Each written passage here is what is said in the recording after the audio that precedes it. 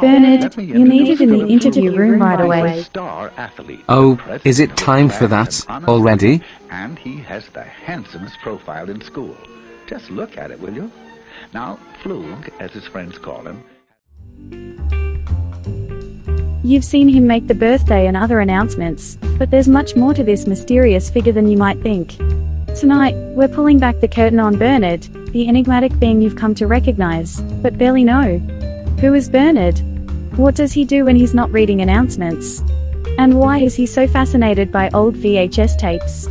Get ready to dive deep into the strange and captivating world of Bernard, as we reveal the secrets behind the floating enigma. When OtherWorlds TV first began broadcasting back in 2018, the being we now know as Bernard was there, slinking around in the archives, occasionally showing up in broadcasts between movies, but not really hurting anything, just being a general nuisance. Multiple attempts were made to contain him, including a successful capture and relocation to the farm at one point. But no matter what, the being would find its way back, lurking in the archives, and sneaking up behind staff unexpectedly. The staff decided that since it wasn't actually hurting anyone, and the only thing it was eating was old videocassettes that had already been digitized into the vault, everyone would just leave it alone, like an office pet. Then, one fateful night, in September of 2023, while discussing details about what would eventually become the daily birthday announcements, Miss LaDonna and Charles heard an odd voice speak up from the doorway of their office. If you need somebody to read those to, I'd be willing. After a moment of stunned silence between the two founders, followed by several minutes of incoherent screaming among all three of them, Bernard thought it was some strange impromptu game. Cooler heads prevailed, and a deal was struck. Bernard would start reading the daily birthday and other announcements. During the conversation following, the question was asked, "Why didn't you tell anyone you could talk?" To which Bernard responded, "Nobody ever asked." Now, after much discussion, and a few minor threats, here is Bernard himself answering your questions. Hello Bernard. Sorry to disturb your snack, but you agreed to this interview, and management wants to get it done as soon as possible. Not a problem. I didn't think it would be happening this soon. It's nice to see you out of that tiny little room, and hear you directly for a change. Well, it's my job to use the intercom to communicate with everyone, and my office is plenty big enough when you aren't bouncing around in it like some demented beach ball. But it's so boring in there. You should really get out more, or at least hang up some posters or something. Maybe get a houseplant. Okay, enough blathering. Let's start at the beginning. Everyone sees you reading off the birthdays each day, or making other announcements, so they've started calling you the birthday guy. So how about telling everyone your name for the record? My name is Tsuwas, but you can call me Bernard. Wow, I'm not even about to try pronouncing that. I think my ears are bleeding now.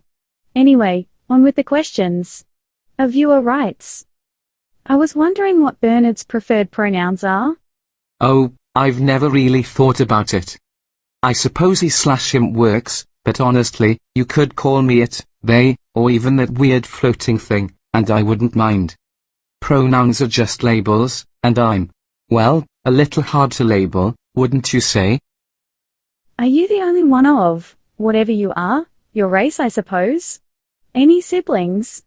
To paraphrase the late great Carl Sagan, there are billions and billions of us. Bernard's race are what's commonly referred to as archivores. Archivores are a race of beings whose primary sustenance comes from consuming the energy, emotions, and narratives embedded in physical media. While they can feed on various forms of media, videotapes are a particular delicacy for them. The analog essence of videotape resonates deeply with the archivores, providing them with a rich source of energy and insight. Archivores have a unique ability to absorb and store the knowledge contained within the media they consume. This makes them natural archivists and keepers of forgotten knowledge. Each archivore's personality is shaped by the media they consume, leading to a highly individualistic culture where each member of the race is a walking library of experiences and stories from across the multiverse. Their true forms are difficult to define, as they are inherently malleable and shift based on the media they have recently consumed. While they can assume forms that are comprehensible to beings from other dimensions, their appearance is often nebulous and ever-changing. Do you get along with the hosts that run the weekend shows? Quite well. The hosts are wonderful people both on and off the set. We occasionally get together, helping each other out, going on trips together, and so on. Hi everybody, it's me! Baron Morbid with my good friend Jacques Strop. We're here today to talk to you about the OtherWorlds mascot. I don't know if he's a mascot. He's the birthday guy, Bernard. I think that qualifies. Is that a mascot? If you do one thing and people know you. That's his bid? Yeah. Well, Bernard also can make portals through time and space. So we thought one time, we were trying to get up all the money we needed to do a full season of The Basement of Baron Morbid. And we thought, well, you know, we'll ask Bernard. He can do a portal into like a bank vault or something. And it worked. We did go into the bank vault. I mean, you know, there's the hole, we walked in. Unfortunately, the time part of space had interfered with that, and the vault had been around for, it was like 2,000 years in the future. There's no money in this vault anymore. So in the end, Bernard felt really bad about it, and he gave us $5. That's worth 2 seasons of Baron Morbid right there. He could have just stuck a portal into some couch cushions and we could have scrounged up the money. That's true, I didn't think of that. So Bernard, you're doing a great job at OtherWorlds TV. You keep up the good work. We got a new season coming up soon, so you know if you got another $5, you let us know, okay? All right, good night.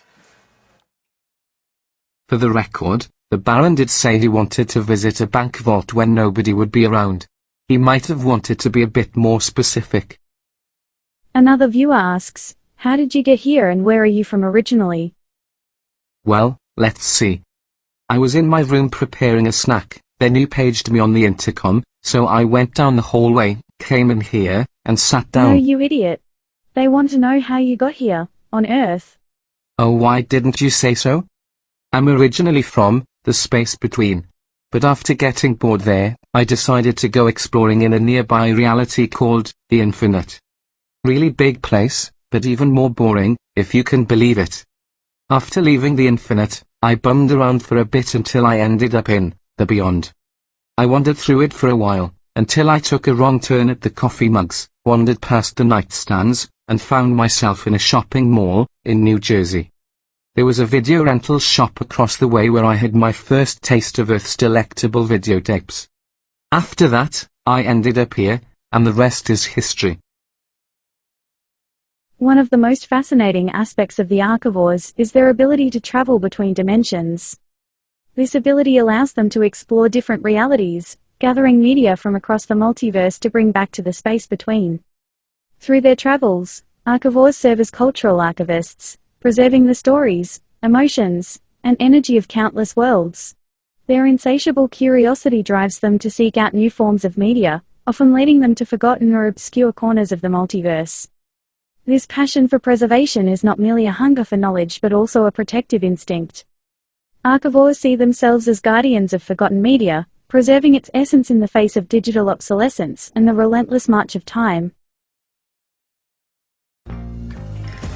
Oh, I've got a good one for you. Bernie and I were hanging out at this bar we like. We have a lot in common. We both travel across dimensions, so we like to talk about re-entries, takeoffs, flight patterns, stuff like that. We're having a good time. Then this big, tall, intimidating-looking redneck guy walks straight up to Bernie and accuses him of committing identity theft. And he's saying this because Bernie's always asking for birth dates to announce. Bernie doesn't say anything. This guy gets more angry and continues, saying how he hates when Bernie doesn't have a birthday to announce, that he gets sad and goes and sulks in the corner. This redneck guy says he's manipulating people to sending him more birth dates so he can commit more identity theft. And at that point, I'm like, where is this going? And I felt the need to say something. So I said, hey man, you're totally wrong about Bernie. He's not doing any of that. Where are you getting your information? And the redneck turns and looks at me and says, I wasn't talking to you, Panda Face. I was talking to Barnyard. And I said, no need to be disrespectful, man. You know his name's not Barnyard. And the redneck says, well, it ought to be, because he smells like a barnyard. So Bernie finally says something, and he says, "Well, if you believe I smell like a barnyard, perhaps you'd like to experience what the aroma is like underneath one of my tentacles." And then, quick as lightning, he gets that guy like in a headlock, basically, under one of his tentacles. Like if I would have him in a headlock, except face up into my armpit, that probably didn't smell very good. And I'm trying not to laugh, because this guy now, he's flailing around and he's going, woof, woof, woof. But then I notice after a while, his arms are moving slower and he's not making as much noise. And I'm saying, Bernie, let him go. He's going to pass out. Don't hurt him. So Bernie, just as quick, lets him go. The guy staggers back, gets his feet back under him, tries to compose himself, straightens up his bolo tie. And at that point, I said to him, "I hope you learned your lesson, Joe Bob. Next time, stay on Shudder where you belong." Does everyone from the space between have your rather unique accent? Yes, pretty much. Everyone in the space between sounds like this. It's how we know each other. Same as people from the infinite, they sound like they're from Missouri, for some reason. It's all just what you would call regional dialects, all the way down. A viewer asks, how do you make those awesome-looking birthday cakes? Oh, that's just the birthday cake nebula. I use a photo I took of it on my last vacation, when I record the birthdays. Don't we have a clip showing what recording a birthday looks like? Yes, we do. Here it is. Okay, I'm ready. Birthday for Shane, no last name given. Odd, but I can work with that. Shane, November 22nd. Got it. Take 1.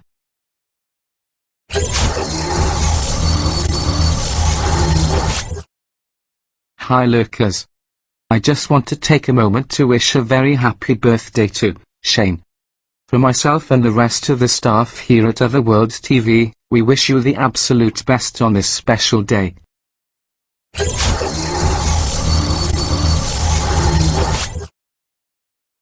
There we go. Got it in one take, I think. We good? Great. Thanks, Marianne. I'm off for a little snack.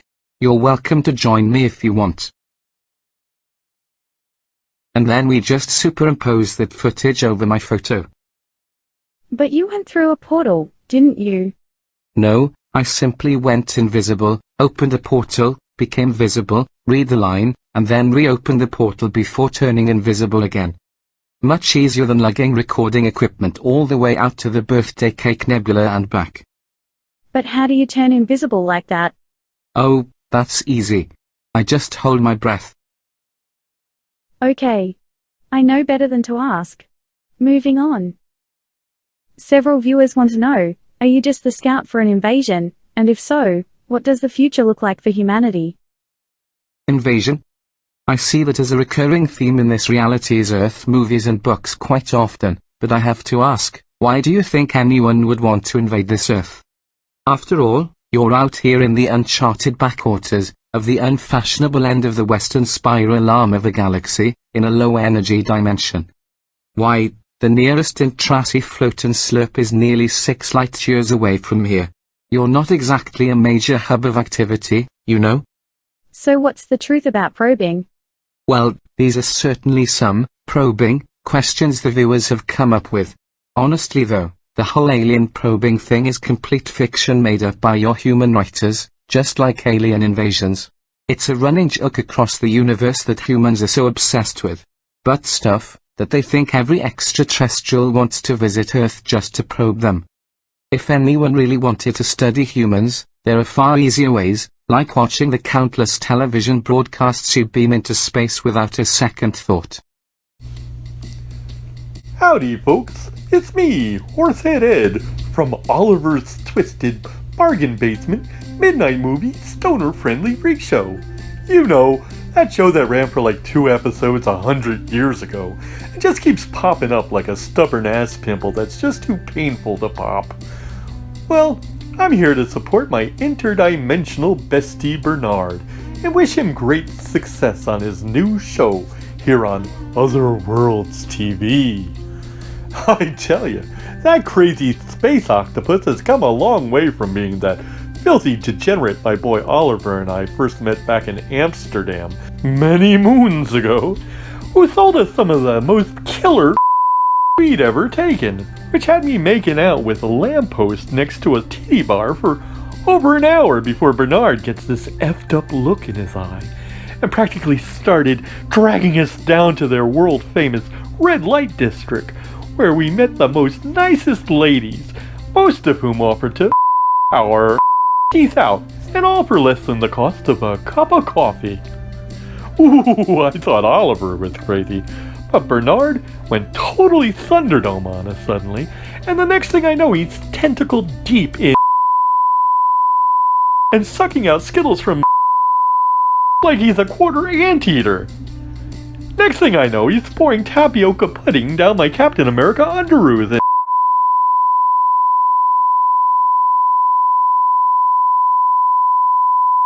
and when I finally wake up, I'm in a bathtub full of ice with a giant scar where my kidneys used to be.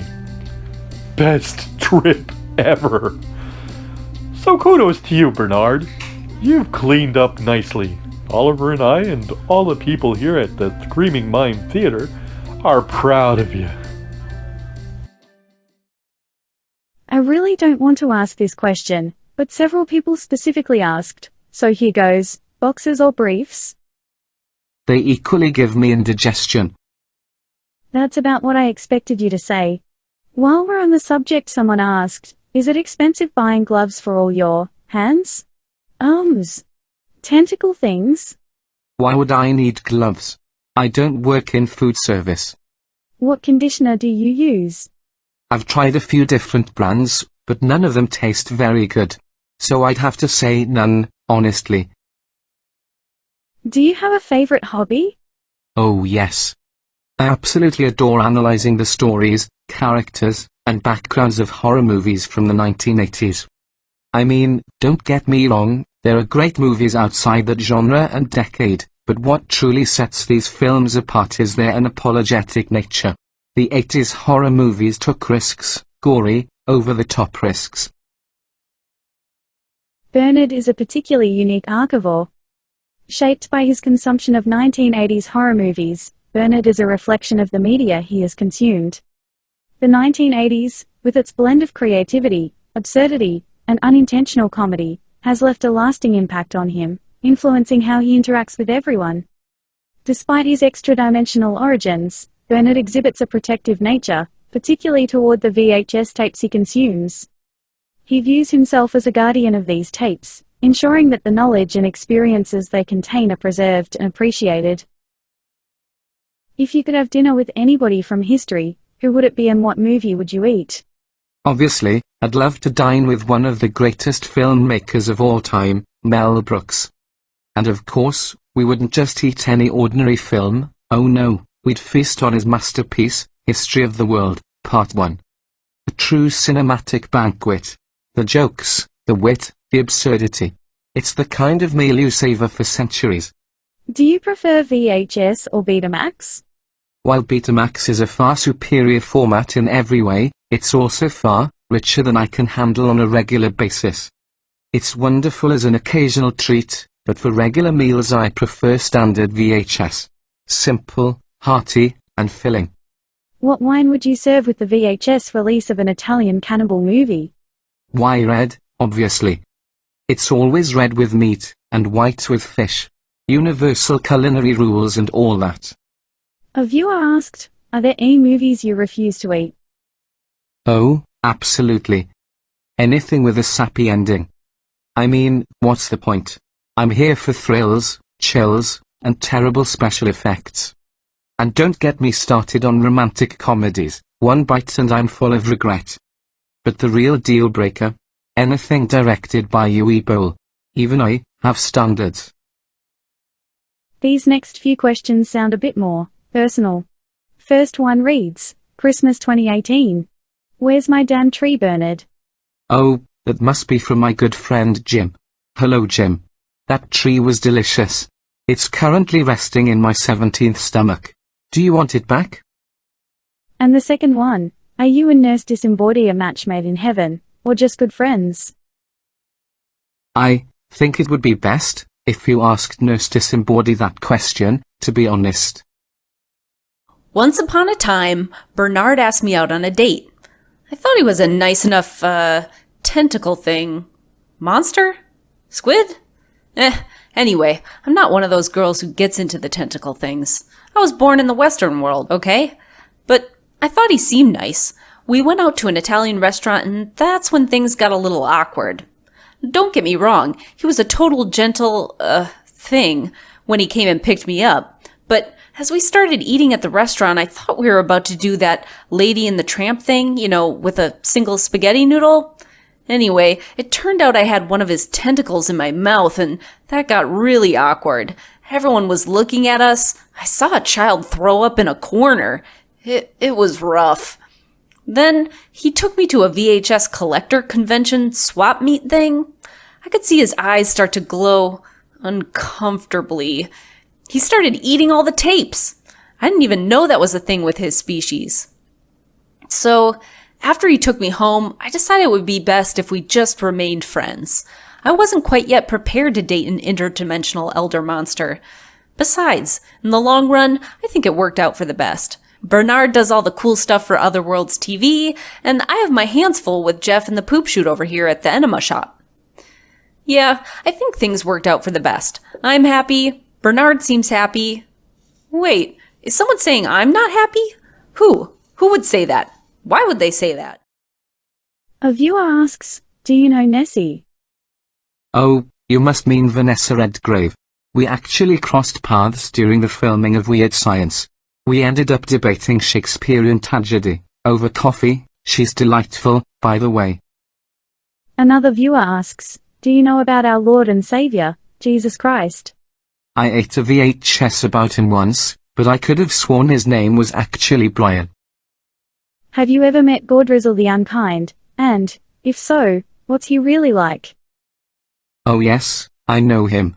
I helped him get his first job as an ice cream attendant, on the dimensional plane of happy ponies. I heard he was coming to Earth, but I don't think you have much to worry about. He's very short for a Drizzlian, about 9 inches tall. Oh yeah, I'd be glad to tell you a story. I love Bernie. He and I go way back. We're real tight.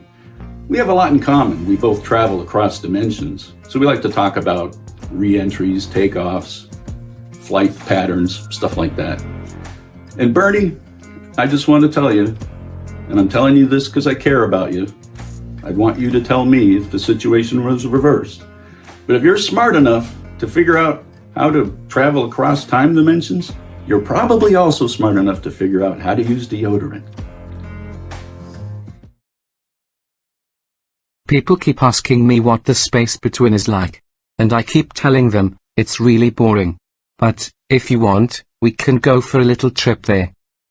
Ready? Let's go.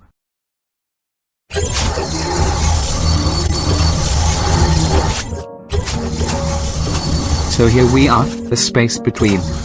Just like I said, boring. Every time I teleport, I have to go through here.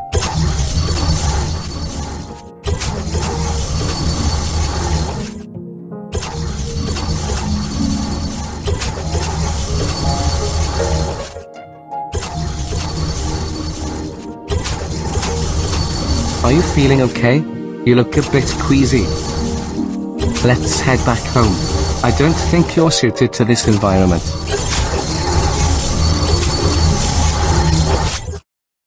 There we are, safe and sound.